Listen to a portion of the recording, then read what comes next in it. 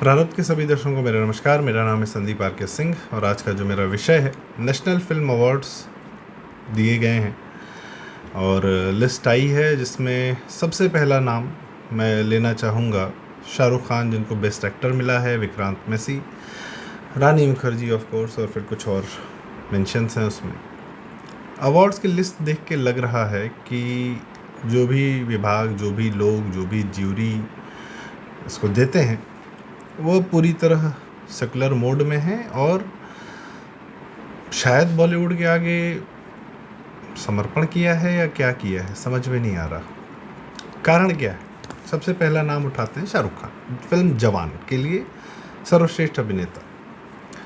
शाहरुख खान की आज तक कोई ऐसी फिल्म नहीं रही है, ऑफ कोर्स हिट फिल्में रही हैं, कमाल की फिल्में रही हैं, बहुत शानदार फिल्में रही हैं, वर्ल्ड वाइड बिजनेस भी किया है, सब कुछ है, पर कोई ऐसी फिल्म नहीं रही है जिसके लिए ये कहा जा सके कि यह इतना उत्कृष्ट अभिनय किया है इन्होंने कि नेशनल अवार्ड दिया जा सके। जवान तो बहुत नीचे आती है उनकी सारी फिल्मों की कैटेगरी। कुछ लोग कहते हैं स्वदेश के लिए दिया जा सकता था, चक दे इंडिया के लिए दिया जा सकता था। I don't think so.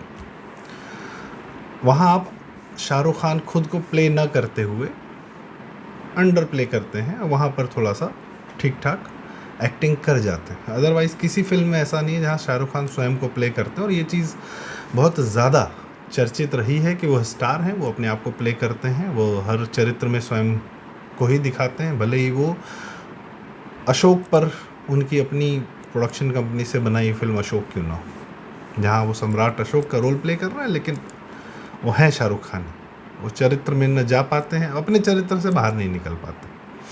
जवान में भी वही सिमिलर एक्टिंग, अगर थोड़ा सा मेकअप हटा दिया जाए तो आदमी के चेहरा जो है, भावभंगिमाएँ, एक्टिंग सब कुछ एक जैसी है, बोलने का लहजा वैसा। तो अब ऐसा ना कहा जाए कि भाई लियोनार्डो डिकैप्रियो बहुत अद्भुत अभिनेता है, उनको ऑस्कर नहीं मिला था तो वुल्फ ऑफ वॉल स्ट्रीट के लिए मिलना चाहिए था, लेकिन नहीं मिल पाया तो उनको जो है रेवेनेंट के लिए दे दिया गया। चलो कोई बात नहीं। पर शाहरुख खान के साथ तो ऐसा भी नहीं है ना कि वो किसी फिल्म में उन्होंने ऐसा उत्कृष्ट अभिनय किया हो कि उनको किसी भी फिल्म के लिए, उनकी किसी भी फिल्म के लिए उनको नहीं दिया जा सकता है नेशनल अवार्ड उस साल में, चाहे कोई भी फिल्म आई हो। खैर, दे दिया गया है, अभिनय के लिए दिया गया है। और फिल्म कौन सी है? जवान। जवान की कहानी क्या है? जवान की कहानी उसके 2 ट्रैक्स हैं। एक ईवीएम लूटी जा रही है देश में, जो है ईवीएम का नैरेटिव, झूठे ईवीएम का नैरेटिव जो ये चलाता है राहुल गांधी, एकदम उसी की डिट्टो उस लैंग्वेज को रूपांतरण किया गया है, उसकी भाषा को।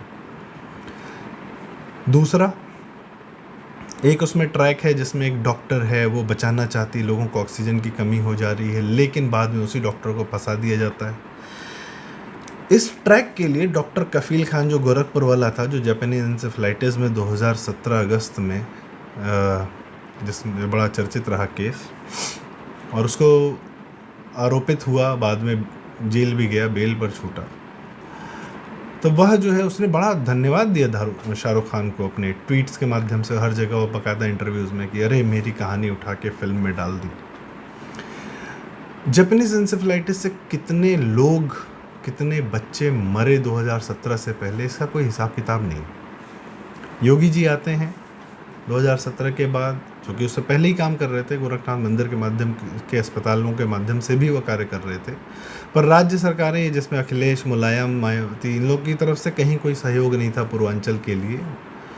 एम्स की डिमांड करते रहे, 25 साल सांसद होके, तो रायबरेली में एम्स दे दिया गया, जबकि उसी से 60 किलोमीटर दूर एक बहुत बड़ा गवर्नमेंट का ही SGPGI, संजय गांधी, भाई साहब संजय गांधी के नाम पे क्यों एक मेडिकल इंस्टीट्यूट है, इसका भी अता पता नहीं, पर खैर है, बहुत बड़ा अस्पताल लखनऊ में। तो पूर्वांचल को केटर करने की बजाय, चूँकि रायबरेली सोनिया गांधी का था, तो वहाँ एक एम्स दे दिया गया, जो नहीं चला, जो भी हुआ सो। बाद में अब जाके जब CM बने तब जाके जो है एक एम्स मिला गोरखपुर। मतलब मेडिकल, सबसे ज़्यादा पॉपुलेशन होने के बावजूद वहाँ पर मेडिकल सुविधाएं नहीं थी। कहानी यह नहीं, कहानी यह है कि आज की डेट में जो हज़ारों की संख्या में बच्चे मरते थे, आज की डेट में योगी जी के कारण जापानीज एंसेफेलाइटिस से लोग अब नहीं मरते हैं। फिल्म में कहानी क्या बताई जा रही है कि डॉक्टर की वजह से जो है, डॉक्टर बचाना चाह रहा था। ये डॉक्टर, अब मैं क्या बताऊं गोरखपुर में से क्या कहानी है। इसकी कहानी को दूसरे तरीके से दिखाकर जवान फिल्म में दिखाया गया, ठीक, झूठ परोसा गया, चलो ये भी मान लेते हैं। शाहरुख खान जब अपने करियर के पीक पे थे, अभी अभी हाल फिलहाल में मालेगांव ब्लास्ट का केस ख़त्म हुआ, साध्वी प्रज्ञा जी, कर्नल पुरोहित जी, सीमानंद जी लोग पर पता चला कि इन लोग को झूठे फंसाया जा रहा था। अब लोग खुल के बोल रहे हैं कि भाई साहब उस समय सोनिया सरकार और राहुल गांधी इन लोग का, जो भी सोनिया सरकार का प्रेशर था चिदम्बरम का कि भगवा टेरर, हिंदू आतंकवाद टेरर को स्थापित करने के लिए यह सब कांड किए जा रहे थे, ठीक। और उसके बाद आर्मी वालों को टेररिस्ट बताए जाने का भी कार्य उस समय किया गया, पर्टिकुलरली कर्नल पुरोहित जी को फंसाकर, कि RDX इन्होंने अवेलेबल कराया था, समझौता ब्लास्ट और मालेगांव ब्लास्ट। शाहरुख खान जब अपने करियर के पीक पे थे, 3 फिल्में की उन्होंने। मैहूना उनकी अपनी प्रोडक्शन की फिल्म थी, कहानी उनकी, डायरेक्टर उनका, सब उनका। उसमें आतंकवादी किसको बताते हैं? आर्मी का एक हिंदू आदमी निकला है, वो पाकिस्तान से नफरत करता है, इसलिए वो टेररिस्ट है, वो टेररिज्म के काम कर रहा है। पहली बार है कि हिंदू आर्मी के आदमी को फिल्मों में टेररिस्ट बताने का काम किया किसने? शाहरुख खान ने, मैहूना में, ठीक। हिंदू को बताया तुमने, एक बार समझ में आ गई। My name is Khan and I am not a terrorist, ये भी पिक्चर बनाई करण जौहर के साथ में, अमेरिका चले गए, पागल बन के घूम रहे हैं कि my name is Khan, I am not a terrorist. तो हम मुसलमान हैं लेकिन हम टेररिस्ट नहीं हैं। अब ये दोनों नैरेटिव शाहरुख खान ने अपनी फिल्मों के माध्यम से चलाया है कि हिंदू आर्मी वाला टेररिस्ट है और मैं खान हूँ लेकिन मैं टेररिस्ट नहीं हूँ। जब दुनिया भर में बम फोड़ रहे हैं लेकिन हम टेररिस्ट नहीं हैं। और पर्टिकुलरली अमेरिका में एक नैरेटिव स्थापित करने का कि 9/11 के बाद कि मुसलमानों पर जब शक हो रहा है, तब ये कहने कि नहीं हम मुसलमान हैं लेकिन हम नहीं हैं, वो तो टेररिस्ट वाले दूसरे हैं हमारी वाले ही, लेकिन कोई और है, ठीक। ये भी नैरेटिव चला है इसने। शौर्य करके एक फिल्म आती है जिसमें एक्चुअली आर्मी के बाकायदा इन ड्रेस, जो वहाँ पे लोग ब्रिगेडियर लेवल पर हैं, एक कैरेक्टर है ब्रिगेडियर रुद्र प्रताप सिंह, उसको प्रूव करने की कोशिश की जाती है कि यह आर्मी में मुसलमानों के साथ भेदभाव करते हैं और कश्मीर में मुसलमानों पे अत्याचार करते हैं। फिल्म एक अंग्रेज़ी film of few good man की नकल थी और उसमें जैक निकलसन का किरदार निभाया के मेनन ने, और उसमें जावेद जाफरी जो आजकल जिहादी बने घूम रहे हैं, राहुल बोस महान सेकुलर वह भी हैं, समीर खान ने फिल्म डायरेक्ट की और शाहरुख खान ने उस फिल्म को अपनी आवाज़ दी। कविता पढ़ी उस फिल्म, कुछ प्रोडक्ट और स्पेशल थैंक्स लिया उस फिल्म में मेंशन। वो तो एक अलग बात है कि इन लोगों की किस्मत ख़राब कि वो के मेनन का आखिरी 10 मिनट इतना शानदार था कि अब वो पूरी कहानी पर, वो फिल्म लोग भूल गए हैं, बस वो 10 मिनट का सीन याद करके एकदम हाँ सच बोला, बढ़िया बोला, एकदम ठीक बोला, औकात दिखाई ये। और ऑफ कोर्स फिर रियल लाइफ में, अरे क्यों नहीं पाकिस्तानी एक्टर आने चाहिए, हम क्यों नहीं पाकिस्तानी क्रिकेटर्स को IPL में खिलाएं, यह सब शाहरुख खान ने किया है। बाकी 2015 में एक इंटॉलरेंस की डिबेट चल रही थी, उसमें भी इन्होंने अपनी आहुति डाली थी उस यज्ञ में। यज्ञ तो नहीं कहेंगे कि तो पवित्र चीज़ है, उस नौटंकी में इन्होंने भी अपना एक रोल अदा किया था। बाकी टोनी अशाई के साथ इनके क्या संबंध है? ISI वाला आदमी है अमेरिका में, इनके बाद 2-3 बार नंगे करके बताए गए हैं। ISI के लोगों के साथ संबंध रहे हैं इनके। यह सब जानते हुए भी इस बार इनको उठा के जवान जैसी 2 कौड़ी की फिल्म के लिए नेशनल अवार्ड बेस्ट एक्टर दिया गया। आज तक नहीं दिया गया था तो अब दे देते हैं। अरे कुछ काम ही वैसा कर लेता, बाकी तो जीवन खराब है ही है। बाकी बेटा कहाँ पे जा रहा है, क्या कर रहा है, सबको पता चल रहा है, कौन सी पार्टीज़ में जा रहा है, क्या कर रहा है, क्या नहीं कर रहा है। इनके इंटरव्यूज़ भी हैं कि मेरा बेटा इसके साथ सोए, इसके साथ सोए, चलता है, कोई बात नहीं, ये वो। खैर, तो इंडस्ट्री को ख़राब करने में इनका बहुत बड़ा योगदान। वहाँ के बादशाह माने जाते हैं, बादशाह ही, वही सुल्तान बादशाह, उसी टाइप की हरकतें भी हैं, ठीक। दूसरा आ जाते हैं, विक्रांत मेसी को बेस्ट एक्टर दे दिया है। किस फिल्म के लिए? 12th फेल के लिए। किसने बनाई? विधु विनोद चोपड़ा ने। विधु विनोद चोपड़ा कौन? एक कश्मीरी पंडित हैं, वहाँ से मार के भगाए गए हुए हैं कश्मीर से, पूरा ख़ानदान इनका। फिर भी महासेकुलर हैं। पत्नी अनुपमा चोपड़ा है जो कि फिल्म कंपेनियन के नाम से एक चैनल चलाती थी, पर इस समय पूर्णतः हॉलीवुड को समर्पित हो गई हैं। वहाँ से हॉलीवुड रिपोर्टर करके बड़ी कंपनी है जिसने इनको हायर कर लिया है, और महासेकुलर। फिल्म इंडस्ट्री में यदि किसी महावामपंथी को स्टैब्लिश करना हो, दिलजीत दोसांझ का पहला interview Anupama Chopra, Kashmir files, Tashkent files, इन सब फिल्मों को थर्ड रेट, मतलब इनकी ये कह रहे ये प्रोपोगेंडा है, हमको इस पे बात भी नहीं करनी, चुप हो जाना चाहिए, ये अनुपमा चोपड़ा है। विधु विनोद चोपड़ा बना एक शिकारा करके फिल्म 12th फेल से पहले, उसमें मुसलमानों का कोई दिक्कत नहीं थी, बस ये तो पलायन हो रहा था बड़ी खूबसूरत तरीके से। एक उन्होंने बनाई मिशन कश्मीर बहुत पहले, वहाँ भी यही कि मुसलमान प्रताड़ित है इसीलिए वो आतंकवादी बन रहा है। यह हैं कुछ कश्मीरी पंडित, वो हैं स्टॉकहोम सिंड्रोम से पीड़ित। उससे क्या है ना, आप इंडस्ट्री, बॉलीवुड जैसी इंडस्ट्री में सर्वाइव करते हो, थ्राइव करते हो, पैसे कमाते हो। इसी विधि विनोद चोपड़ा ने प्रोड्यूस की फिल्म पीके, 3 इडियट्स, आमिर खान वाली, लगे रहो मुन्ना भाई, बिना हिंदू संस्कारों के या हिंदू मान्यताओं को गाली दिए हुए इनका काम नहीं चलता, किसी फिल्म में इनका काम नहीं चलता। ठीक, पीके इसने बनाई, 3 इडियट्स इसी ने बनाई, चलो ठीक। इनको 12th फिल्म डायरेक्टर फिल्म के लिए जो है सर्वश्रेष्ठ एक्टर विक्रांत मैसी को दिया गया। 12th फेल फिल्म किस बारे में, वो क्या बोलते हैं उसको, एक बड़ा उसका एक रीस्टार्ट। यदि आप परीक्षा में फेल हो गए, यूपीएससी की तैयारी कर रहे हैं, आप लगातार देते रहिए, 10 साल 5 साल 10 साल अपने बर्बाद करते रहिए। फिल्म एक ट्रू स्टोरी पर है, एक बड़े गरीब गांव से उठ के आते हैं, एक आईपीएस बन जाते हैं, ठीक है। 12th फेल करने के बाद भी आईपीएस बन जाते हैं, ठीक है। अब उस समय पढ़ाई लिखाई थी नहीं, उतना एजुकेशन नहीं था, बिजली नहीं थी, कांग्रेस काल था, ये नहीं बताएगा क्योंकि उस समय कांग्रेस का काल चल रहा था। खैर, आईपीएस बन जाते हैं भाई साहब। तो जब सत्य घटना पे आधारित थी तो उनके ही टीचर का नाम बता, विकास देवी कीर्ति जैसे फ्रॉड आदमी को लाने की क्या जरूरत थी फिल्म में दिखाने के लिए कि वो टीचिंग कर रहे हैं। विकास देवी कीर्ति का भी एक ही काम है, विकास देवी कीर्ति किसी को आईएएस बनाने या यूपीएससी में पास कराने के लिए उनकी कोई मंशा नहीं है। वो यूट्यूबर हैं, वो बस जो लोग फेल होते हैं, 40 लाख लोग यदि एग्ज़ाम दे रहे हैं और मात्र 1000 सीट यूपीएससी की होती है, 2-4 हज़ार 5,000 स्टेट सर्विस कमीशंस की होती होगी, और उसके बाद कुछ और मान लीजिए मैक्सिमम 50,000 सीटें बैंक पीओ वगैरह के आदमी को निकालता होगा सरकारी नौकरियां। तो 39,50,000 जो बच्चे जिनका सिलेक्शन नहीं होना है हर साल, उनको टारगेट करते हैं विकास देव कीर्ति कि इनसे पैसा कमाया जाए और इनको भ्रमित किया जाए। और उसके सपोर्ट में लल्लन टॉप जैसे लोग, सौरभ द्विवेदी, और आजकल तो मेन स्ट्रीम किया जा रहा है, कपिल शर्मा शो पर भी जा रहे हैं लोग, और यूट्यूब से फंडेड हैं, बाहर विदेशों से फंडेड, उन्हीं का एजेंडा परोस रहे हैं। अंग्रेजों के कुछ ब्राउन साहब नहीं थे जो भारत में राज करने के लिए हिंदुस्तानियों के माध्यम से अंग्रेज राज करते थे, ये भी वही है, ये वही लोग हैं जिनके माध्यम से वो एजेंडा परोसा जाता है। 12th फेल को दे दिया आपने बेस्ट एक्टर, ठीक। विक्रांत मैसी अपनी घर वापसी कर रहे हैं साबरमती रिपोर्ट नाम की फिल्म के साथ। वो एक अलग सेकुलर मोड में है, मेरा भाई मुसलमान है, मैं ये हूँ, मतलब पूरा खानदान जो है एक रायता है, ठीक है, इनका पूरा परिवार एक रायता है। तो ये जो है इस प्रकार के लोगों को दिया गया है।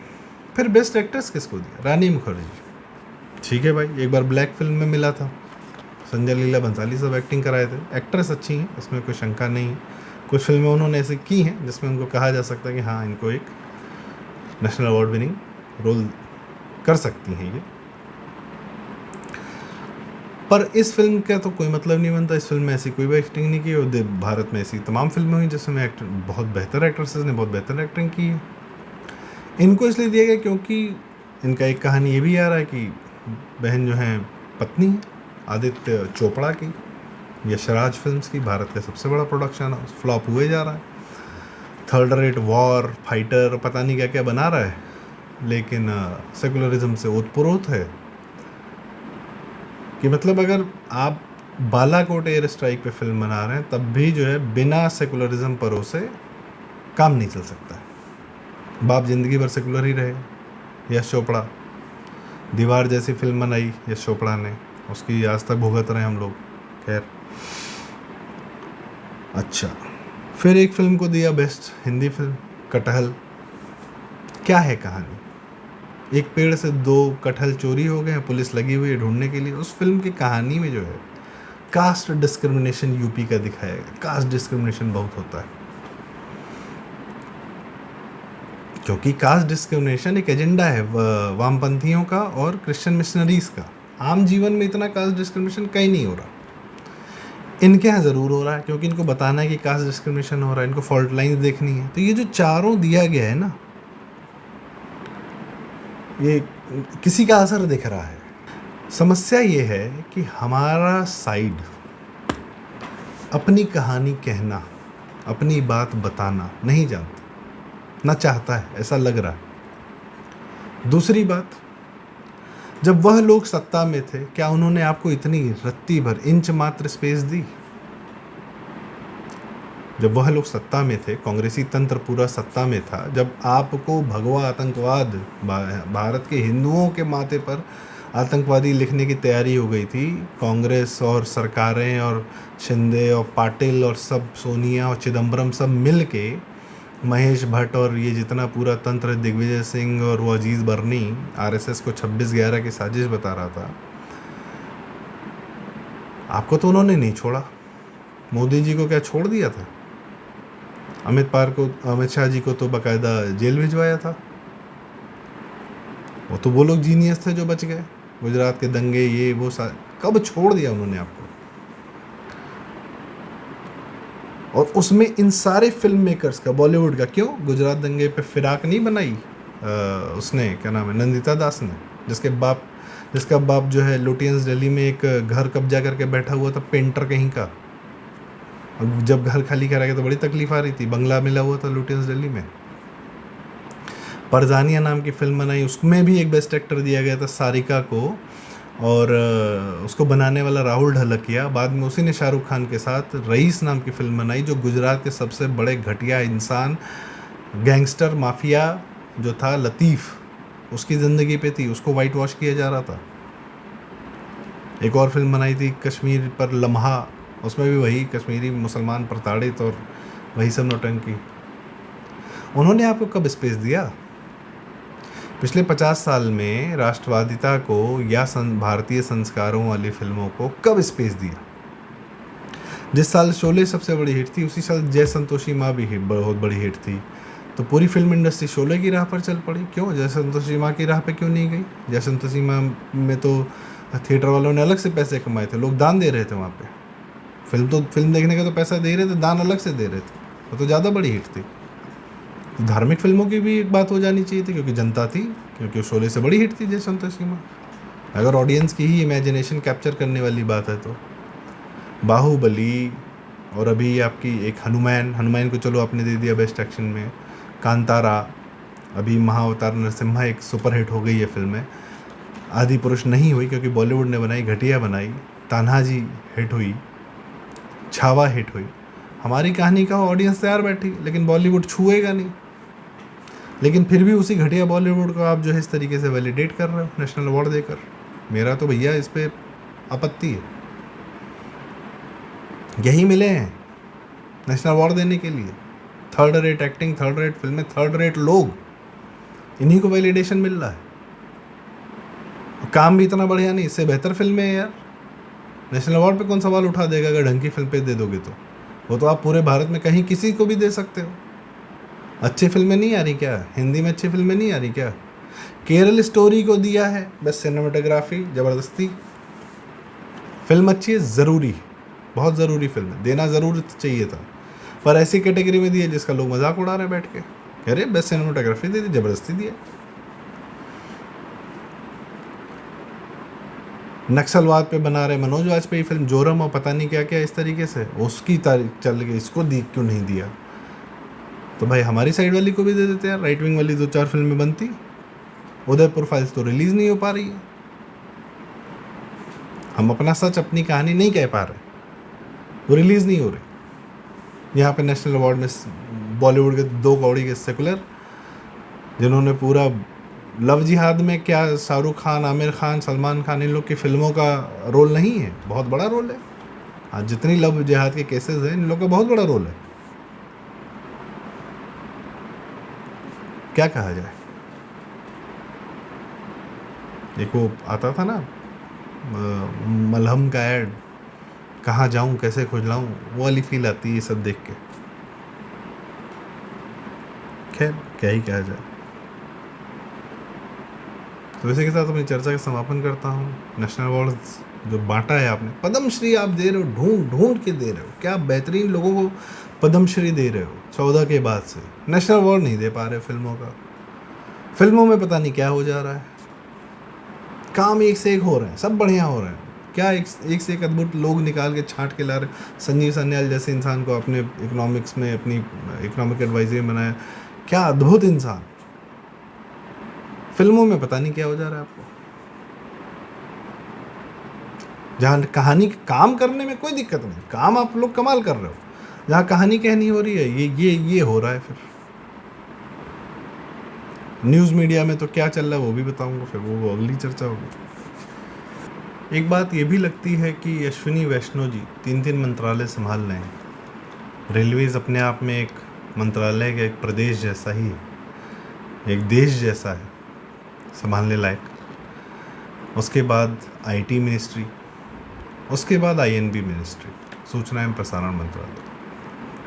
तो कहीं ऐसा लगता है कि प्रायोरिटी में INB मिनिस्ट्री के नीचे है, और सूचना एवं प्रसारण मंत्रालय को एक कायदे का मंत्री, जिसकी मुझे नहीं लगता कि भाजपा में कोई कमी, सुधांशु त्रिवेदी जी हैं, निशिकांत दुबे जी हैं, ऐसा मुझे लगता है। बाकी आप और कौन कौन लोग हैं, और भी बहुत सारे नाम हो सकते हैं। तो INB मिनिस्ट्री को एक फुल टाइम एक कायदे का मंत्री की आवश्यकता है।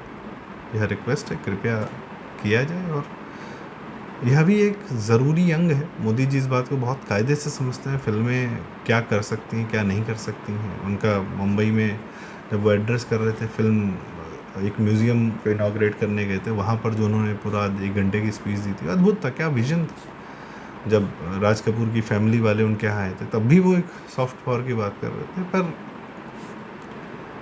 सब कुछ जानते हुए जब यह दिखता है कि सूचना एवं प्रसारण मंत्रालय के माध्यम से इस प्रकार के नेशनल अवार्ड दिए जाते हैं, तो खेद होता है, क्या ही कहें। तो इसी के साथ अपनी चर्चा का समापन करता हूँ। आप लोग की क्या राय है इस बारे में, ज़रूर बताएं। वीडियो लाइक करें, शेयर करें, चैनल ज़रूर सब्सक्राइब करें। प्रारब्ध। नमस्कार।